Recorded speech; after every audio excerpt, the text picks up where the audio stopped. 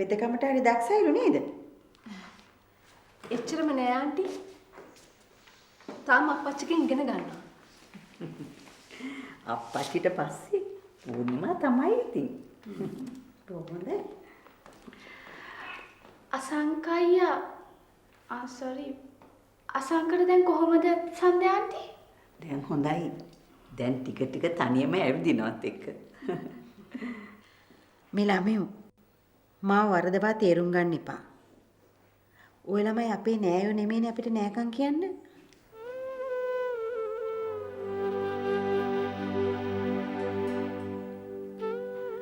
මට මිසිස් කරලියද්ද කිව්වම හොඳටම ඇති. වැඩිහිටි ගෞරවයට. අනේ සෝරියේ.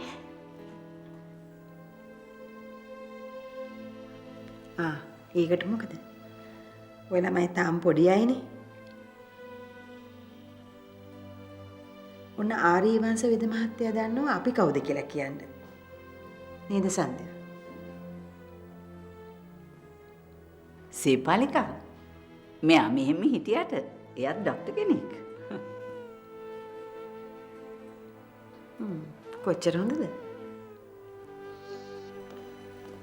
නංගි අපි අසංකරික්මට බේටික දෙලා යමු නේද අපා? ඔව් ආන්ටි මට හොස්පිටල් එකට යන්නත් තියෙනවා. අර ડોක්ටර් කෙනෙක් නිමාඩු කළා යාගේ ඩියුටි කවර් කරන්නත් තියෙනවා. එහෙනම් යන්න රිත්මා. අසංග තාමත් කාමරයට වෙලා ඉන්න තමයි කැමති.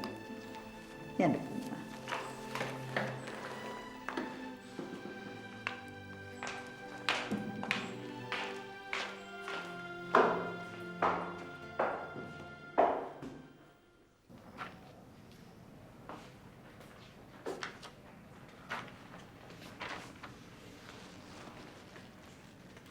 මොකද මද?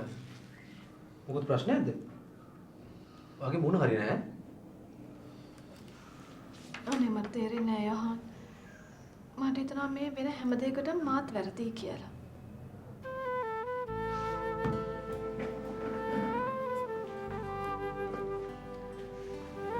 මොනවද ඔයා මේ කියන්නේ?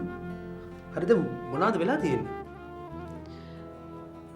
මං අම්මි ගැන හොයලා බැලුවේ නැහැ. මට දැන් එයා ඉන්න තත්ත්වය ගැන හරි දුකයි.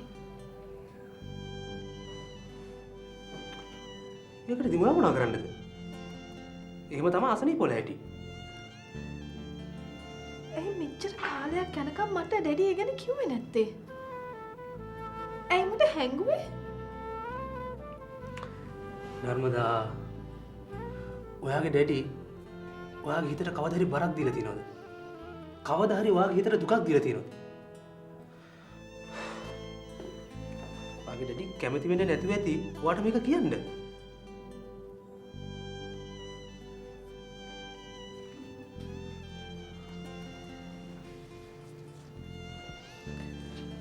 අපි ඉක්මනට මේකට මොන හරි කරන්න ඕනේ. මට තවත් ඉවසන්න බෑ. මේකට කරන්න තියෙන හොඳම දේ තමයි ටික කාලයකට මෙයාව මේ පරිසරයෙන් ඈත් කරලා හොඳ පරිසරයක තියෙන බෙහෙත් කරන එක. ඒක නම් හොඳයි තමයි. කාර්යයෙන් ඉතින් පිස්සු හැදෙන්නේ නැති. අර ගෙදර තනියම ඉන්න ගියා.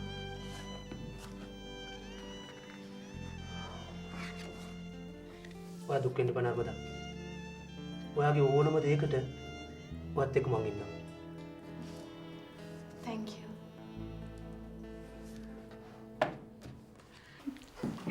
මේ කොහෙන්ද අර නැන්දම්මව ඉම්පෝට් කරගත්තේ? ඇයි? මොනවද කිව්වේ? මොනවද මේ ටික නොකිව්වේ?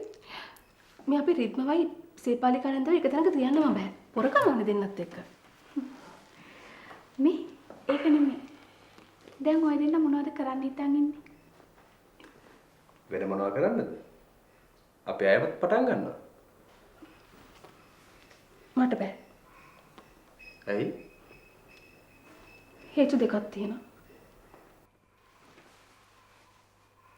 මට හේතු දෙකම දැනගන්න පුළුවන්ද? පුළුවන්. පළවෙනි එක තමයි අලුතින් පටන් ගන්න මම මේ කවදාවත් නතර කරලා තිබ්බේ නැහැ.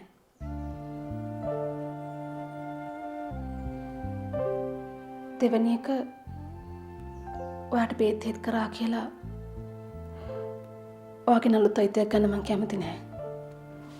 පූර්ණිමා ඕනට වඩා හිතන්න යන්න එපා. අනික ඕනට වඩා සාධාරණ වෙන්නත් එපා. හරි හරි. රණ්ඩු වෙන්න තව කල් තියෙනවනේ. තාම මෙතන කිසි ප්‍රශ්නයක් ඇති වෙලා නැහැනේ. ඇයි නැත්තේ? ඔය ප්‍රශ්නේ ගෙදරට මෙමෙල්ල ඉන්නේ.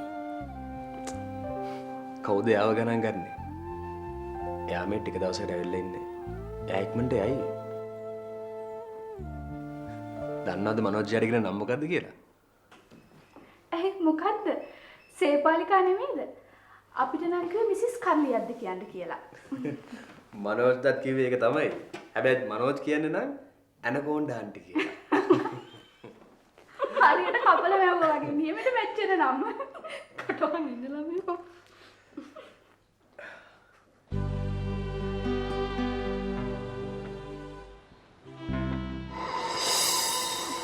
ඒ කියන්නේ ඔයාට කොහොමත් මා විශ්වාස නැහැනේ. උන්ගිව තමයි විශ්වාස. උන්ගි තරමටවත් මා විශ්වාස නැද්ද? අනේ නෑ සඳුනි. එහෙම දෙයක් නෙමෙයි. මට ඔයා විශ්වාසයි.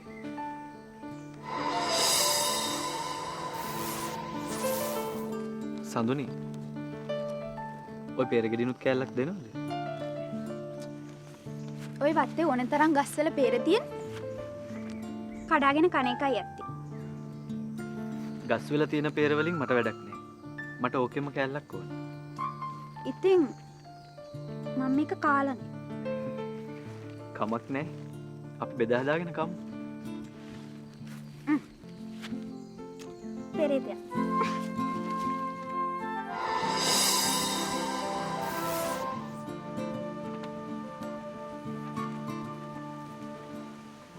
මොකද මේ තනියම hina වෙන්නේ? මොකුත් නෑ අම්මේ. මට මේ ඉස්කෝලේ දෙයක් මතක් වුණා. ගිය පායි මාවේ මොකද? මාමා නැද්ද? මාම නම් ගෙදර හිටියා. අක්කා කොහෙද ගිහිල්ලා? මට කම්මැලි නිසා මං ආවා. අනේ මන්ද පුතේ. දැන් මේ ජයනිත් එකේ කරදරේ ඉවර වෙච්ච ගමන්ම ඔයත් පිළිවෙලක් වෙන්න ඕනේ. මට මෙහෙම හොඳයි අම්මේ. මට ආයි කසාද හොයන්න එපා. මං අම්මට ඔය ගැන කී සැරයක් කියලා තියෙනවද? මට වෙලාවකට හිතෙනවා ආයෙත් අර දේවේන්ද්‍ර ළමයාට කතා කරලා බලන්න. මොනවා වුණත් ඒ ළමයා මේ හැම දෙයක්ම දන්නවනේ. අම්මලා ඔය ගැන කතා කරන්න යන්න එපා. අන්තිමට ඉතින් අයියාගේ ආලුකමක් නැති වෙයි. අනිත් එක අයියා ඔකට කැමති වෙන එකක් නෑ. ඒක නම් මං කරගන්න. ඔයා කැමතිද කියන්නකෝ? මට හරියටම කියන්න බෑ අම්මේ. කවුද දන්නේ දේව අයියා මේකට කැමති වෙයිද කියලා? මං කියන්නම්කෝ. අයියට අහලා බලන්න කියලා. අනේ මන් දන්නේ නෑ අම්මේ.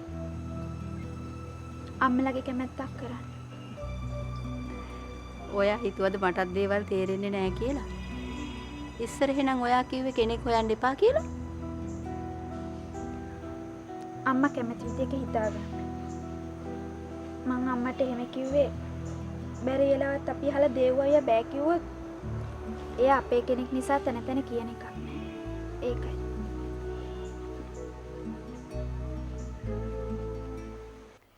ඇත්තටම සන්දයාට පොඩ්ඩක්වත් හිතෙන්නේ නැද්ද? ඔය ගෑනු ළමයි මේ ගෙදරට එන එක කොහොම හොඳද කියලා? ඇයි ඔය එහෙම හිතන්නේ? බැරි වෙලාවත් අසංකට ඔය ගෑනු ළමෙක් ගැන හිත ගියොත් ඔයා මොකද කරන්නේ?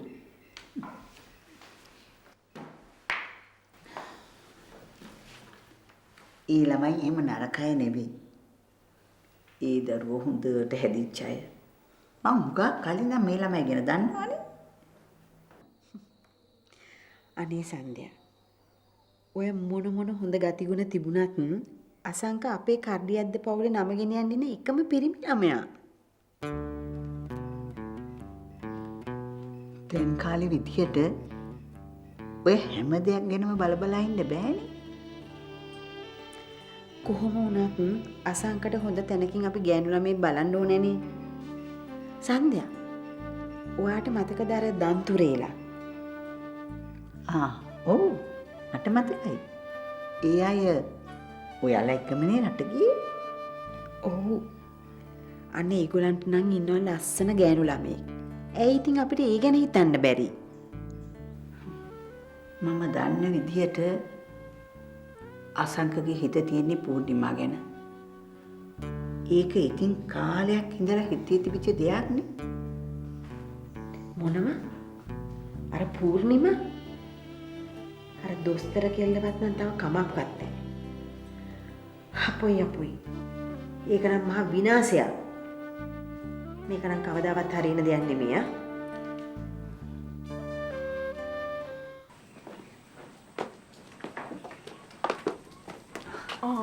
කියලා එන්න එපා ළමයෝ. තව ඩිංගෙන් මිස් වෙනවා. මං හිතුවේ ඔයා ගෙදර ඉන්නේ කියලා.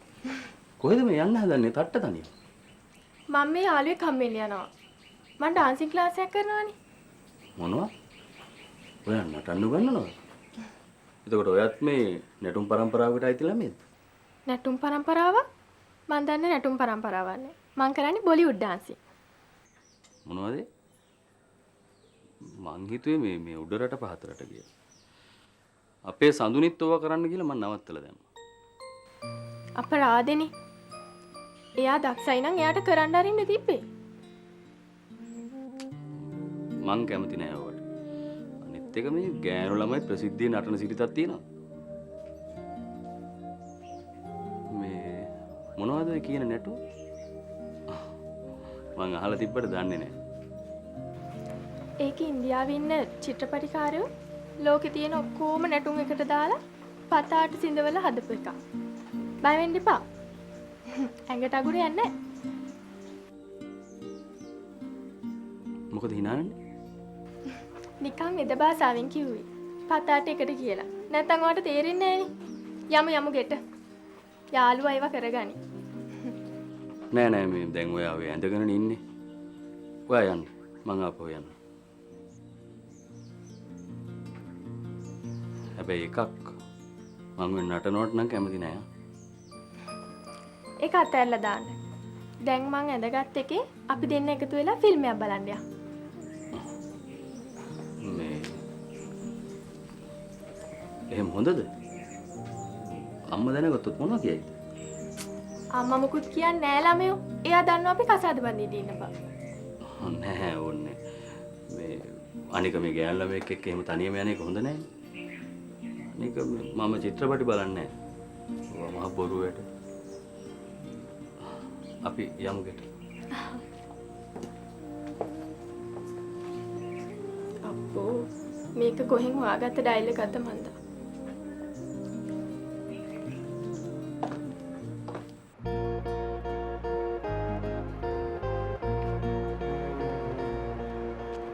ඇයි අම්මේ? අසනීපයක් වුණද? නෑ මොකුත් නෑ පුතේ.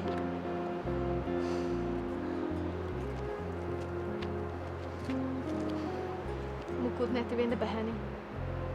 කොයි වෙලේ බැලුවත් කොහෙට හරි වෙලා ඉඳගෙන බලාගත්තද බලාගෙන ඉන්නේ. මට මේ හැම දෙයක්ම එපා වෙලා තියෙන්නේ. එක අතකට ඔයා පිටරට හිටිය විදිහටම හිටියනම් හොඳයි කියලා දැන් හිතෙනවා. ඇයි අම්මිට එහෙම හිතෙන්නේ? මට බයයි නර්මදා. එහෙන් අසංකගේ සම්බන්ධය කැඩුණා. තව ඉස්සරහට මොනවා වෙයිද දන්නේ නැහැ. අනේ මන් දන්නේ කව විශ්වාස කරන්නද කියලා. අම්මි මගේ ගැන වරි වෙන්න එපා. මං කොහොමටත් ඩැඩිගේ බිස්නස් වලට ජොයින් වෙලා ඉන්නේ. හැම ප්‍රශ්නයක්ම හිමීට විසඳ ගන්න පුළුවන්. ඔයා ඔකෙන් අයින් වෙන්න පුතේ. ඇයි ඒ? අම්මිට මාව සැකයිද? එහෙම දෙයකට නෙමෙයි නර්මදා. ඒ වුණාට ඔයාව ජොබ් එකෙන් අසල රට යන්න. නැත්තම් ඉස්සරහට ඔයාට කරදර ගොඩකට මුණ දෙන්න සිද්ධ වෙයි. අම්මි ඔය අසනීප ගතිය මගේ අරලා යන්නත් එක්ක අපි බෙහෙත් ටිකක් ගමු. එතකොට සේරම හරියයි. අපි හොඳ ඩොක්ටර් කෙනෙක් හම්බෙන්න යමු.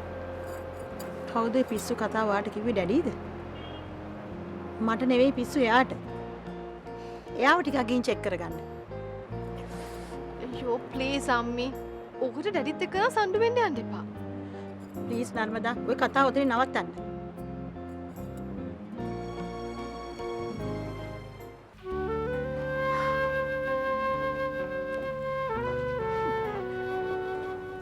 මනෝජ් ඔම ටිකක් ඉන්න. මට ඔය එක ටිකක් කතා කරන්න ඕනේ. ඇයි ආන්ටි? මොකද ප්‍රශ්නේ? බලන්නකෝ මනෝජ්. මට වෙච්ච දේ මේ අංකල්ගේ නංගි ආපුවාම මට හිතුණා මට හොඳක් වෙයි කියලා. බලන්නකෝ දැන් සිද්ධ වෙන දේවල්. මේ සේපාලිකාට මොනවා වෙලාද මන් දන්නේ නැහැ. ඇයි දැන් මොකද්ද වෙලා තියෙන්නේ? මට හරි ලැජ්ජා හිතුණා මනෝජ්. මේ පූර්ණිමාලා රිද්මලා අපිට කොයි තරම් උදව් කරපු දරුවෝද? මේ සේපාලිකා අර ඔයාට කියපු කතාවම ඒ දරුවන්ටත් කිව්වනේ. මොකද්ද අර නෑදෑගම් කියලා කතා කරන්න එපා කියලාද? ඒකනේ මනෝජ්. අපි ඒ දරුවෝ මොනවා හිතුවද දන්නේ නැහැ. නෑ ආන්ටි. ඒගොල්ලෝව ගණන් ගන්නෑ. පූර්ණිමා එහෙම කෙනෙක් නෙමෙයි. ඒක නෙමෙයි ප්‍රශ්නේ මනෝජ්. මම හිතාගෙන හිටියේ අසංකගේ කැමැත්තට ඉඩ දෙන්න. මෙහෙම ගියොත් මේ සේරම අවුල් වෙනවා. අනේ මන් දන්නේ මගේ කරදර කවදා ඉවර වෙයිද කියලා. කොහොමත් ආන්ටි ජීවත් වෙනවා කියලා කියන්නේම කරදරයක් නේ. ඒ කරදර ඉවර වෙන්න නම් ජීවිතය ඉවර වෙන්න ඕනේ.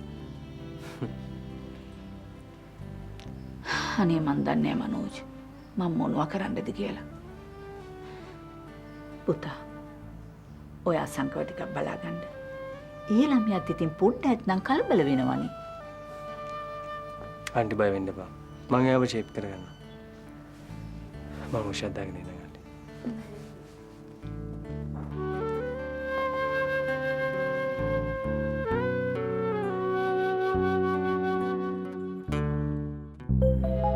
කොහොමද අර රටේ ඉඳලා ආපු උදවිය? හම්බුණාද? කතා බහ කළා? ඔව් හම්බුණා. අපේ බලන්න එපාය. ඔයාලගේ තියෙන අහංකාරකම. මේ වාඩේ අය ඉතරේ දෙන මොනවා හරි කිව්වද?